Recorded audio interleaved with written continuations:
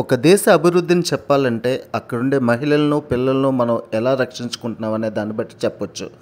చాలా వరకు infant mortality అంటే పుట్టిన పిల్లలు నెల రోజుల్లోపే మరణించే శాతం ఇండియాలో చాలా వరకు ఎక్కువగా ఉండేది. మనం చేసుకున్న కొన్ని సంస్కరణలు, తీసుకొస్తున్న విప్లవాత్మకమైన మార్పులు, ప్రభుత్వాలు, వైద్యుల తాలూకా ఆశా వర్కర్లు అండ్ ఆరోగ్య కార్యకర్తలు వీళ్ళందరూ చేస్తున్న ఎన్నో కృషుల వల్ల ఇన్ఫాంట్ మోర్టాలిటీ మెల్లిగా తగ్గుతూ వస్తుంది.